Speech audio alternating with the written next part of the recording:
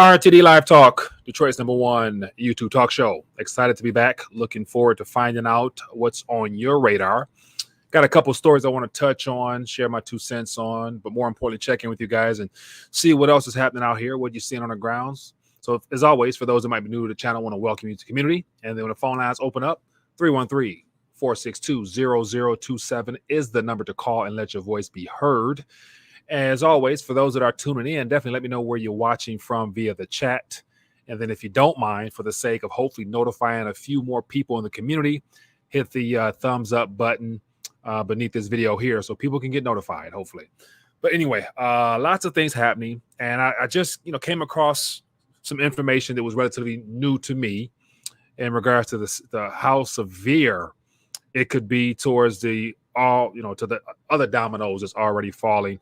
And it has a lot to do with the amount of unforeseen deaths over the last couple of quarters due to those things that we don't talk about too much on this channel here, but yet how it's putting a pinch on the insurance companies and how it looks like if things continue the way that they're heading, there could be a lot of solvency or insolvency issues with insurance providers, therefore causing more dominoes to fall a lot faster.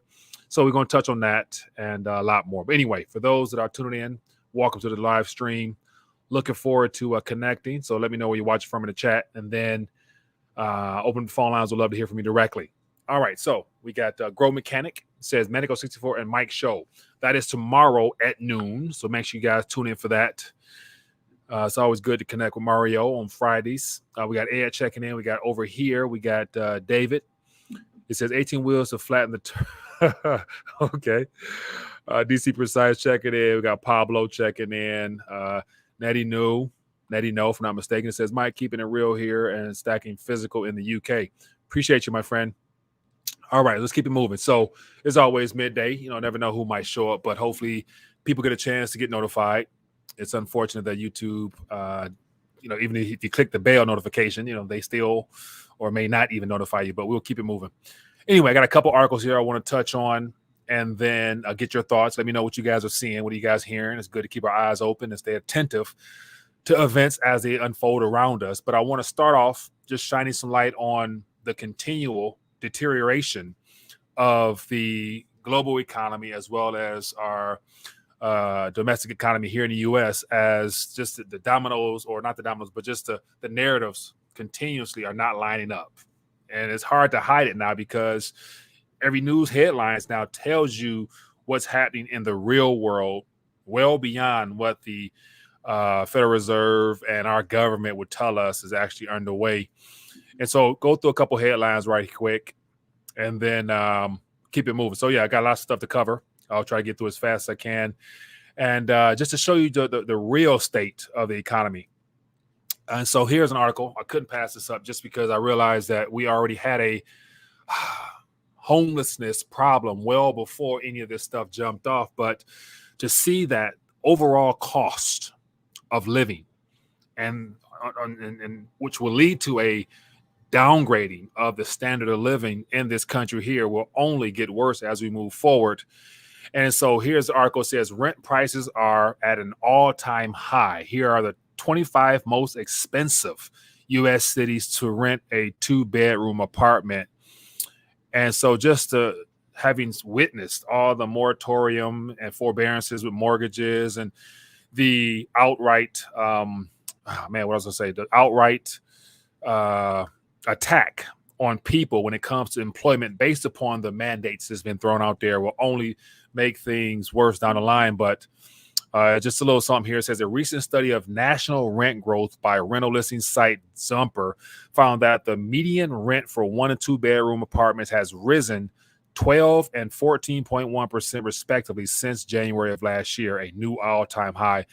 That's a big jump compared to a year-over-year of 0.6 as of January 2020. So here's a list of all the cities where they were already expensive, but yet they're becoming more expensive. So it's just a matter of time for more people to decide to vacate those areas. But of course, Cali, New York, Boston, and even Miami now, because of all the rush down there for development in the technology space, DC, Los Angeles.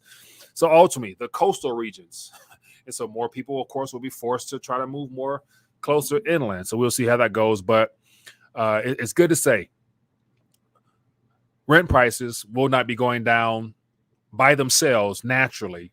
But yet, then again, due to the deterioration of the economy, as economic conditions become worse, then I can see rent prices coming down because landlords will have issues with finding people that can actually afford to pay the rent that they're asking for. So therefore, I think the investment model, utilizing real estate moving forward into this decade will become problematic because, I think just due to the fact of easy money or easy credit rather, and the lure for everybody to become a real estate flipper, more people have houses leveraged than they can actually afford to maintain. So therefore, if you can't find tenants in your properties at the rate that you want, of course, along those coastal regions, you're going to have to come down. And therefore, the profitability for you as a landowner will be problematic. So a lot of people will probably be venturing out of the real estate market, and that will play into more of the idea that, real estate during a reset or a reboot of the monetary structure may not be the best store of value,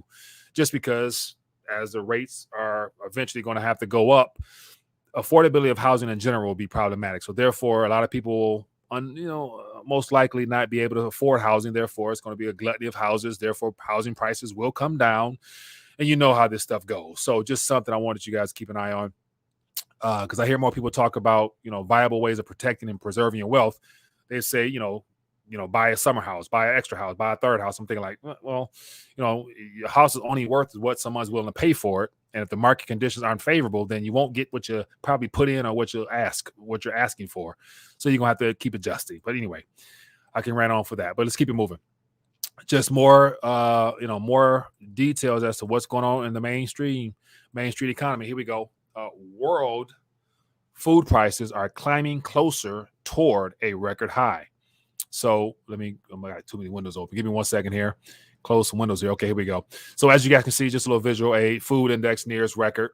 And so going back up until 2010, 11, the last prior great financial situation we had where just market conditions are problematic, credit market seizes up, lack of confidence in the financial structure of things, and credit doesn't flow as easily. Therefore, people rush towards getting real things, and they tend to buy more than they actually need, therefore creating a surge in prices because it becomes a little bit scarce.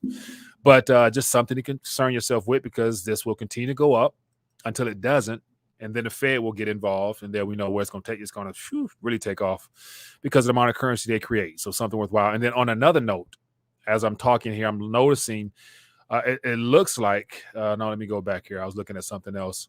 So just looking at the current market conditions as it's closing right about now. So to my knowledge, let me go back here.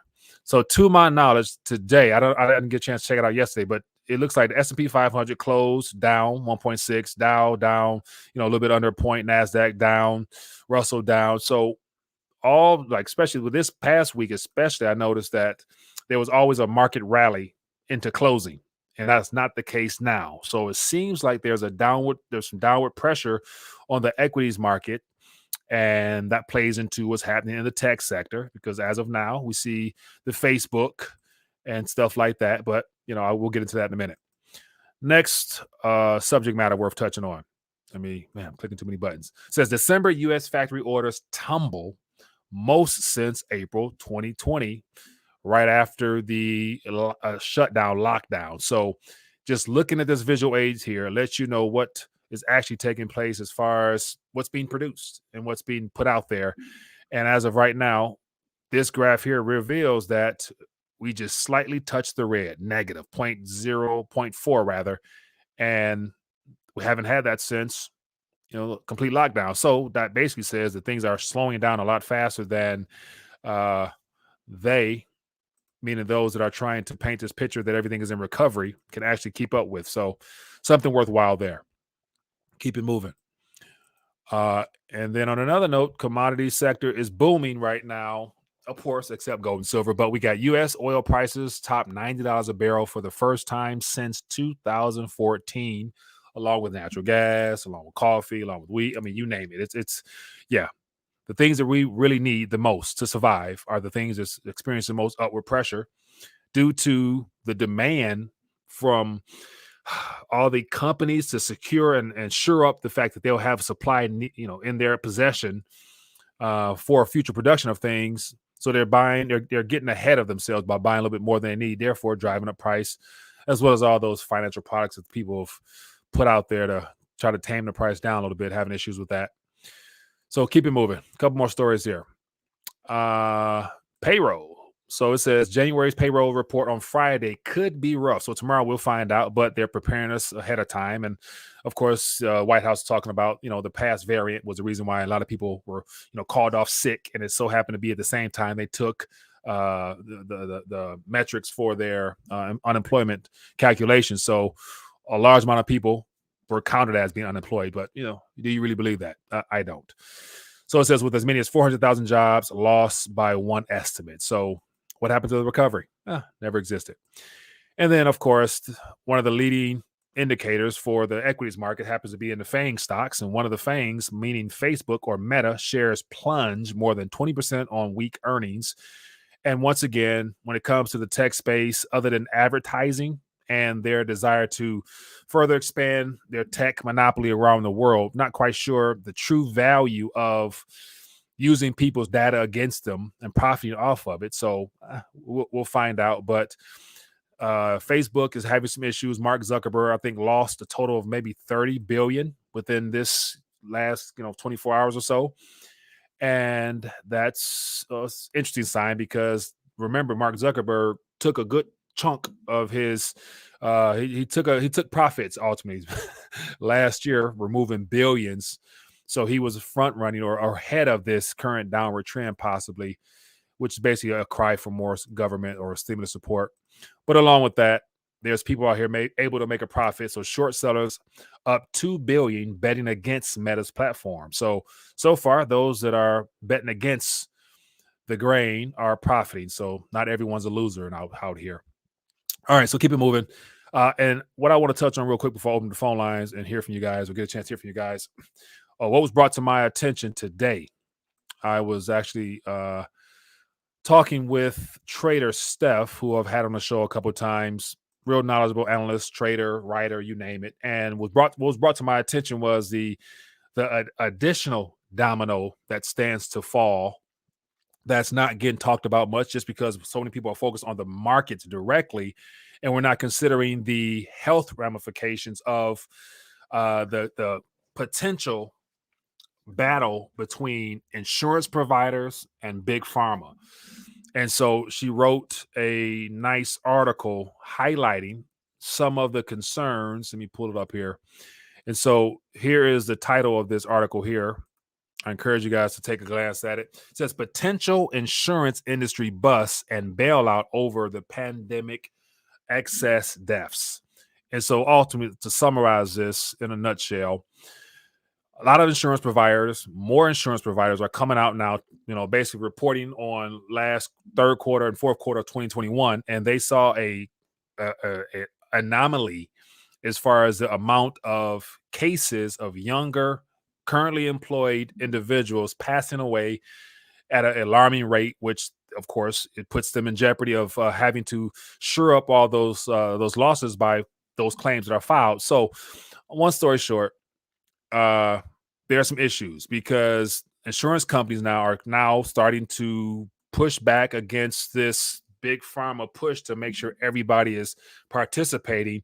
And as a result of that, at some point, if this continues on with everybody being forced to participate in order to keep their jobs, insurance companies will be on the hook, and they're going to start challenging the big pharma because it's not lawful to force people to participate in an experiment under the disguise of it being an emergency use authorization situation, which of course is all hogwash. But I'd imagine insurance companies are not going to allow their business model to fail because the government and big pharma are collaborating together to push their agenda at the expense of a lot of other corporations. So we're going to see a lot of pushback in the health sector because it's going to be a fight for survival, because insurance companies are not going to allow themselves to just go out of business because insurance company or government and big farmers collaborating together. But here's something else as well.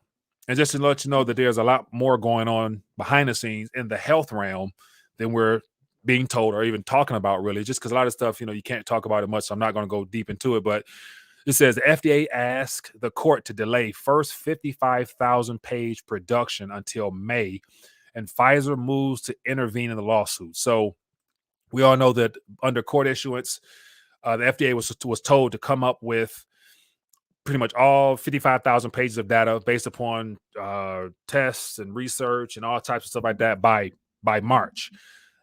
And initially, before that, the FDA was saying that they wouldn't be able to have that information out until 2090. So basically 60, 70, 80 years from now or something like that is a long-term date. And so basically the court said, no, we need it this year. And so they said March. So now it looks like the FDA is trying to do the best they can to push back. So what their excuse is, they're saying that we don't have enough staff to go through and review all the documents. So we need more time. And so they're saying, let's at least give us till May. And so it looks like Pfizer is stepping in and they're willing to spend a lot of money to push this narrative further to try to prolong the truth coming out as to what's really inside of those vials and how dangerous they are and the consequences and lives lost and all that stuff that's being hid from us, because it's ultimately about transparency. And the big pharma and our government don't want the truth to come out. So they're trying to push it down the road as best they can. So this article here talks about how unethical it is for the government to use taxpayers' funds to support big pharma, to then use those same funds to fight back against the courts on just being truthful and honest. And so there's going to be more issues with this as well. So this is just what's happening that's worth talking about, because you won't hear about it anywhere else, really, never on mainstream news. And then two more articles here, and I'll open up the phone lines. Love to hear what you guys are talking about. And this article here, just the headlines alone, I'll let you read it. But because there's been so many, it says deaths of 40%, up to 40% among those aged 18 to 64 based on life insurance claims for 2021, it's starting to roll out now. So a lot of young, healthy people have been passing, and it's started to take a toll on insurance companies. And insurance companies are going to start fighting back, I'd imagine. And then on the good side of things, when it comes to wealth preservation, central banks have been getting their weight up again. So they obviously know what's coming up, or what's underway. So central banks flipped back to net purchases in December. So looks like we're trending up with the central banks deciding to get their weight up to protect themselves from themselves and their fiat Ponzi scheme games. So that's interesting. And then on a crypto note, here's something that may not get much push, but it's entertaining to say the least. But bipartisan bill to eliminate taxes for small Bitcoin transactions. So it looks like there's some politicians out there pushing for no capital gains tax or tax in general, or tax in general on purchases under $200 or less using Bitcoin. So they're trying to make that a nationwide approach, if I'm not mistaken. So we'll see what happens with that. But what really concerns me is the fact there's too many politicians excited about using Bitcoin without even truly understanding how the monetary system works, first off, but nevertheless, not even mentioning what's already on the books, which is gold and silver as legal tender. So, and trying to put that back into the people's hands. So that makes me wonder, that makes me question. When you got politicians now just gun-ho on running on their Bitcoin-friendly policies and not even talking about gold and silver, lets me know that something's going on. But anyway, that's me ranting. But anyway, let's talk. Feel free to let me know what's on your radar. Highlight at Rethinking a Dollar, and we can keep it moving. I see some thoughts here. XRP currency says, RTD, I read somewhere $10 gas coming this year. My thoughts. Based upon the current trend of real world items in dollar terms continuing to increase in price, I can never say never. This year, I would question that unless there's some unforeseen event that leads the Federal Reserve to respond in a very even more inflationary way. I would be surprised to see $10 gas. But then again, along the coastal regions, especially in Cali and things like that, I think it's already, $4 or $5 a gallon or something like that. So anything's possible. But this year, I wouldn't guess that would happen, but anything's possible. But once again, I think the trend or the how things will play out is quite obvious, barring some type of unforeseen event. Market volatility will continue because there's no the easing is narrative is dying down. There's no direct injection, i.e., any type of stimulus bill. So more of the smart money has already dumped and got out. So now it's the algorithms and things like that, based upon news and events happening, doing all that, fluctuating chain, trading and whatnot. So unless there's a direct injection of something new in the form of stimulus or currency to build back better bill or some bill that we haven't even been told about, there's going to be a pressure on the market. So once things finally just falls off a cliff, if it gets to that point, the response by the central bank, which will be very, very, very inflationary, could send everything that we use on a day-to-day basis through the roof. But then again, that's going to be very painful because people's ability to afford things will become obvious and they'll be left to dry, I believe. All right, let's keep talking. Feel free to throw out some thoughts. It says, yeah, make your words, yeah, cautious with your words, definitely. So I understand that as we move forward into this year, there will be more censorship on speaking truth, but that's to be expected. So that's why I make sure everybody who's tuned in or who might be watching this definitely check out the Discord, the Telegram, and all the other channels where that we can be found and connect at. So all right, let's talk. What else we got going on here? So it looks like, let me share some other stuff with you. Let me find it real quick. So as I mentioned the other day, word of a convoy of truckers forming here in the U.S. is, and so what I saw that somebody said Facebook has banned the rapidly growing Convoy to DC 2022 group from its platform after it gained from some 137,000 members. And so the best way to prohibit truth and prohibit movements from taking place, all the major platforms will begin to crack down even more at a time where the cat's already out the bag. Everybody is waking up to the realization that we've been duped or they've been duped from day one. And what happens when people find out they got duped? They get angry and they want truth. And unfortunately, they're going to want vengeance. And that's where things will get very uncomfortable, because I saw another tweet earlier as well that more governments nation or globally are starting to fence in their government buildings, like their parliaments and their president's houses and things like that. And so I think at the most recent one, somebody posted a picture. I think it was somewhere in Europe, Eastern Europe, that they're starting to put up fences around government buildings, because they obviously know that at any minute something can break, and when it breaks, it's going to create unrest, and a lot of people will storm towards the people that they deem is the problem, and it will be government entities. Like right now in Canada with Trudeau, he's MIA, or broadcast from undisclosed location. And I saw another little tweet saying that he was quoted as saying he's considering or talking about deploying the Canadian military or something like that, but he's going to hold off because he's not sure which side they're on. So it looks like if that statement was true, I didn't get a chance to validate that, but if that statement is true, then there's going to be more of a movement in Canada, to where somebody's mentioned that the most likely what they'll do, if you can't deploy your own troops, you'll hire mercenaries or paid foreigners to come in and protect the government, not the people, and that could be a real problem as well. So emotional. It's going to be this spring and summer is going to be a very high emotion time, because of the economic conditions as they deteriorate will definitely cause more of a pinch on people.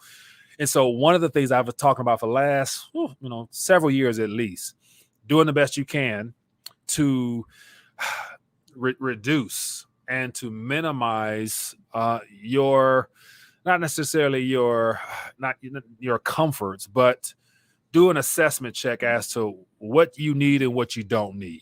And things you don't need, basically begin reducing your dependency upon them and need for them, just because I think it's going to cause the most hurt and pain when people are caught off guard, and things are taken away from them, as we're witnessing now, where over the last year or two, people being told what they can and can't do. It makes people feel like they're in a cage, like they're basically being caged in and limited on what they can do. And it's led to mental health issues like we haven't seen in my lifetime.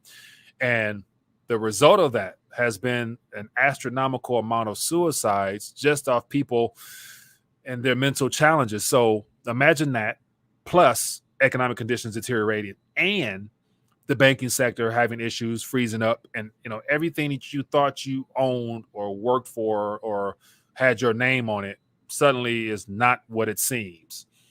Thinking about the shock that people will experience. But that is mental preparation as best you can to understand what the true essence of what's going on. Like literally this decade will be a transition like no human being has ever experienced in his life, because we're up against things that a lot of people didn't see coming. Some people did see it coming, but yet nobody has ever really lived it to be able to know exactly how to get through this. Let's keep it moving. All right, it says, Mike, why don't the U.S. just take over Canada, get more time and money? Yeah, I don't see no takeovers, because the Canadian government, the U.S. government, they're all part of the shadow government side of things. They all take orders from entities that have been lining their pockets during their entire politicians, terms or whatnot. So no takeovers. It's either the people rise up, or the people or the big tech, big government, financial institutions will come down with a boot even harder. Yeah, the 3-card Monty. Yeah, I got using that one. Yeah, and also, it's the ECB. Just so much stuff happening right now. The ECB is talking about, they acknowledge inflation is a problem, but they're not going to do anything. They're going to begin to dial back. And they're not going to raise They're not going to raise rates over there until they're done accommodating. So what I'm witnessing is a trend. I see a lot of governments all starting to now talk about digital asset regulation. So we got the UK, we got India now, we got Russia talking about mining now, we got the US talking about regulating, we got all types of other countries I can't think of regulating. And then the G7 nations that have been at zero interest rates for the longest, they're all talking about the narrative of needing to raise rates to fight inflation in their own countries. And I think the only country in the G7 that has raised rates slightly is the UK. They're at, half of a point now. Down, I think up, I'm not sure what they moved up, but they're up half a point. So everybody else is talking about what they're going to do later in this year. So obviously to me, they know that they can't do it in a successful way to keep things going. So they're stalling. That goes to that 3-card Monty. They're just trying to play the narrative and, for front run markets, try to, help the predictive things with investment and whatnot.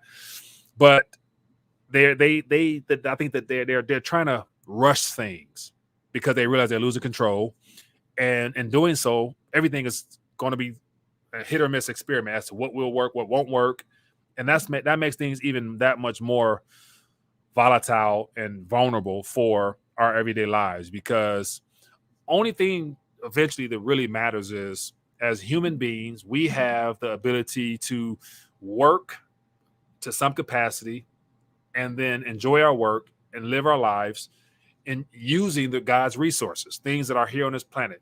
We need everything, the basics, food, water, shelter, and everything that, gives life, not necessarily its meaning, but gives life's purpose.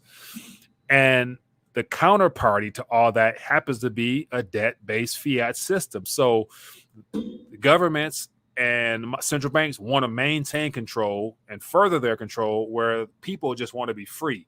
So there's going to be a clash, and the clash is happening right now with these convoys, as well as everything else that we're not seeing on mainstream news.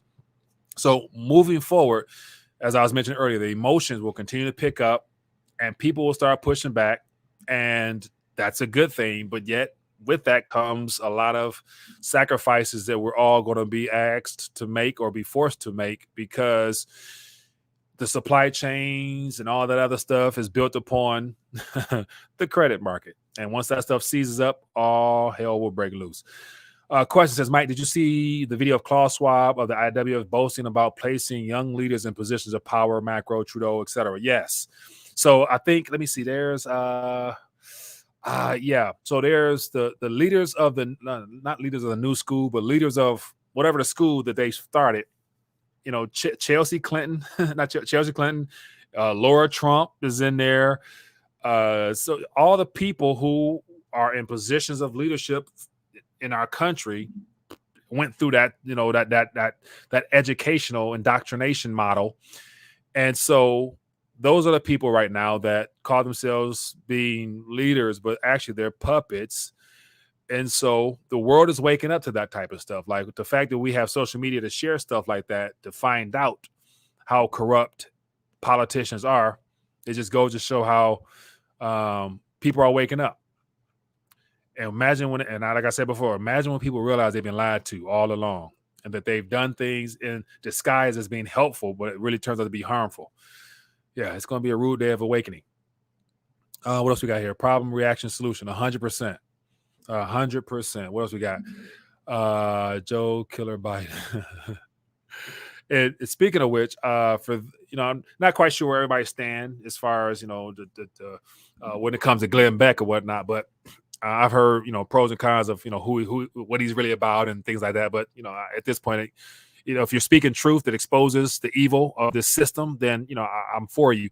So I'd encourage you guys over the last couple of days, especially Glenn Beck has been doing some pretty good investigative work, exposing people with names, numbers, stats, and facts, which as of right now, it seems very, very, very true. But his most recent video he did, I think it was last night. So I'd encourage people, if you got a second, to go check it out. And I actually show you, I shared a little screenshot showing how the real strong ties between China and, Manchin, McConnell, Pelosi. We knew this, but he gives this, he talks about this book here, Red Handed, by Peter Schwarzer, and they go deep and talk about figures and dollar signs and stuff like that, which it just to show you how corrupt our politicians are, and the fact that it's midterm season. A lot of these people are looking for longer terms, and as more information like this comes out, people will definitely not be voting for returning politicians. But then again, at this current moment, I'm of the mindset between now and before the midterms, like I always say, there's some type of event on the horizon. And I would imagine if the Democratic far left radical communist regime of individuals realize that they have no honest way of being able to sway Americans to vote for them, they'll either use the Dominion voting polls to try to doctor the numbers, or they're gonna say, hey, now is the time. Let's roll out, plan B, and whatever plan B is, or C, or whatever plan it might be, that's going to be a shakeup. So I will be surprised. My guess is I'll be surprised if we have an actual midterm, just because of either the financial markets will give, cyber, some type of conflict out east or something. So yeah, so literally the clock is ticking. And it feels like in the natural, we're living on borrowed time, because at any minute things can happen, which would change the game for everybody. But then again, I like to say on the spiritual side of things, we're right on time for what God is able and what he wants to do in each and every one of our lives in accordance to our faith. And so just the good news on top of that, in accordance to your faith, be it unto you. So right now, just something to end on real quick, just because it crossed my mind. What are some of you guys that are spiritually in tune? What are you believing God for in 2022? What would you guys like to have the Lord do in your lives, for your family, or whatnot? Let's end on that one. Let me know via chat. What do you guys believe in God for? Because right now is probably the best time to be putting everything you are and everything you have into God's hands, because we know we need it. And also, let me know if I'm freezing up. because I see my other screen freezing up. So Rolf says, which God?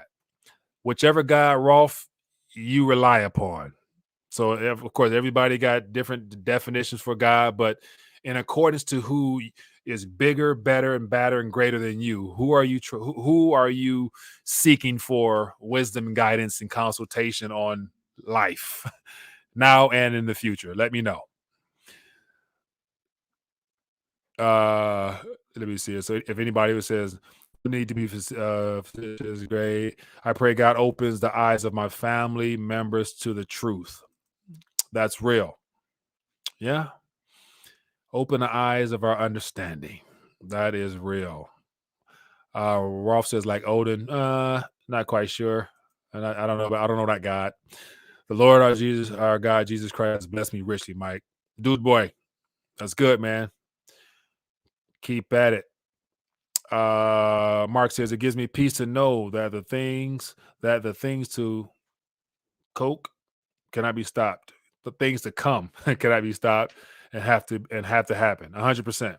It's just more so basically just, preparing yourself, readying yourself in your spirit and your soul for what's to come, and trusting that you'll be able to make it through it, whatever that means, but that you'll come out on the other side a winner. Zeus, I don't really talk to Zeus. I don't know Zeus like that. I don't think Zeus shed any blood for my sins, for the remissions of my sins.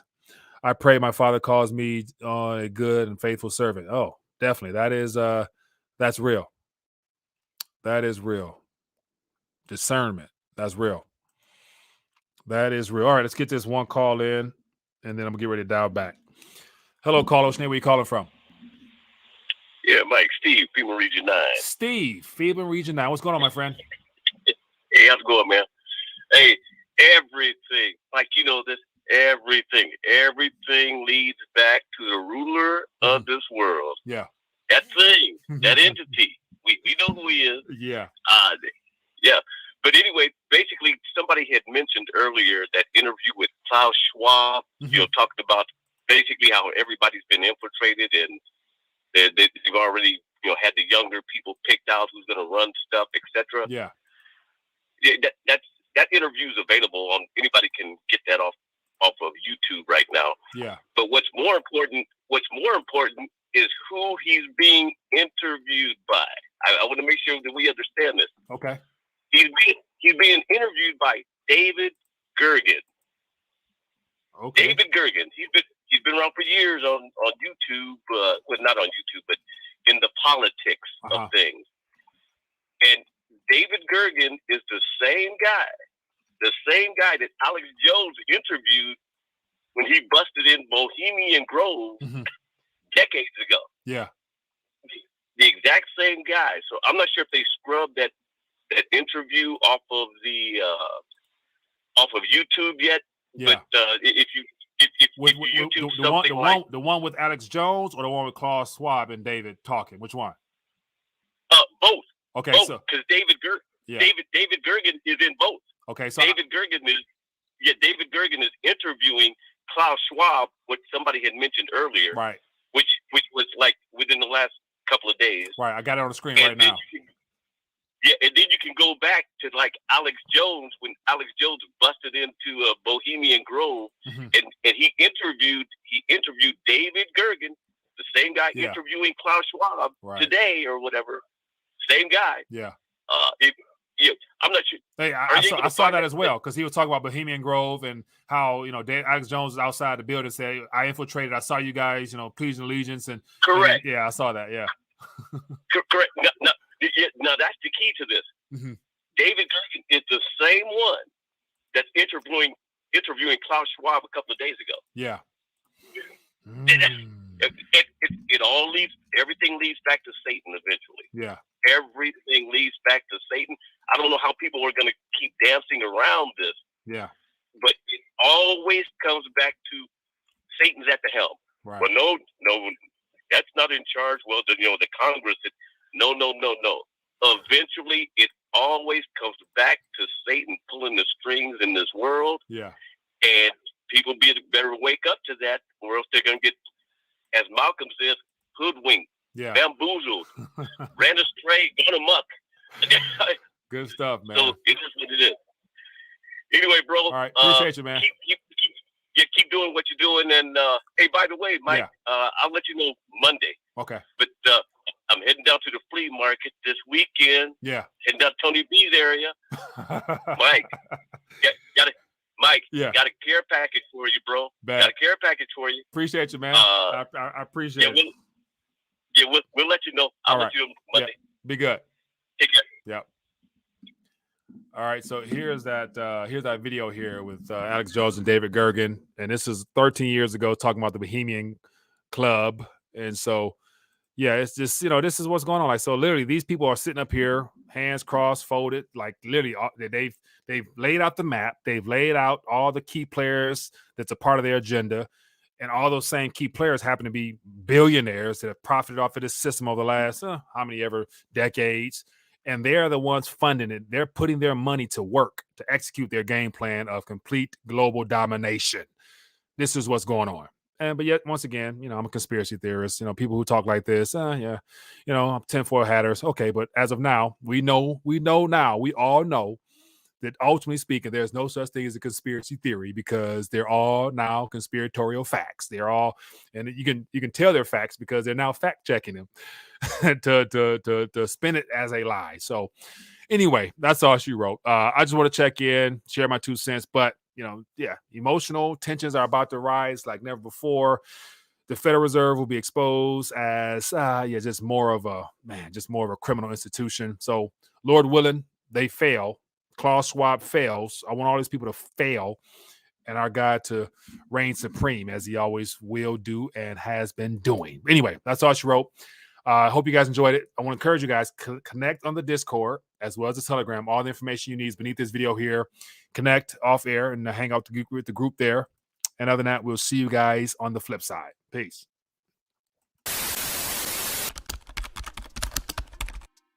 Visit Rethinking the Dollar throughout the day, your place for news on metals, gold, crypto, you name it. Scroll down to the bottom and you get a chance to see the daily videos, the recommended videos, and more importantly, the 5 reasons to unplug from the monetary matrix, with the first one being the awakening period. Step number 1, test your dollar IQ. 10 simple questions, average is 60%, followed up with the alternative perspective with the monetary reports. Consider becoming a supporter of the Rethinking the Dollar platform via Patreon. Get a chance to hang out off air as well as additional information that can't be discussed on YouTube. Any support is helpful. With the crackdown on alternative media, the best thing to do is to connect off air. Scroll down to the very bottom. You can find Rethinking the Dollar on Telegram, audio, Facebook, Twitter, Parler, you name it. The most important ones will be the email list where you can get notified weekly, the Discord page, and make sure you connect on Telegram. And last, don't forget to visit the RTD store where you can get merchandise as well as additional information and resources. And most importantly, scroll down to the bottom and get your weight up with all the limited edition rounds only available on the RTD store.